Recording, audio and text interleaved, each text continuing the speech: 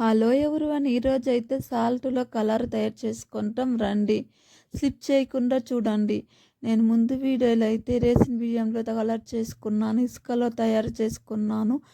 నా వీడియో చూడండి, చాలా ఉపయోగపడుతుంది మీకు. స్లిప్ చేయకుండా చూడండి.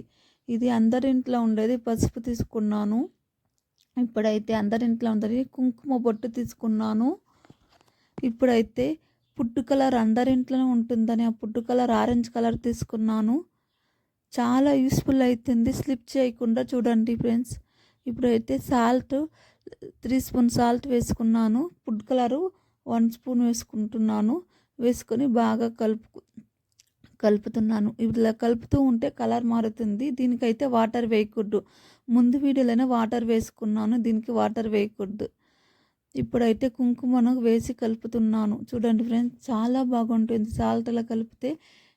నేనైతే మీకు కింద లింక్ ఇచ్చిండాను చూడండి, చాలా ఉపయోగపడుతుంది.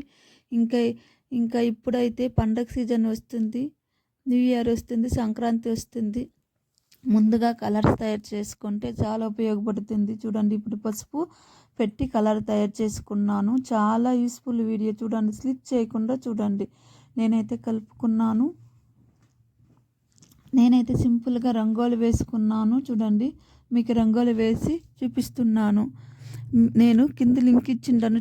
నేనైతే కింది లింక్ ఇచ్చిండాను చూడండి. మీకు ఈ వీడియో నచ్చినట్లే లైక్ చేసి సబ్స్క్రైబ్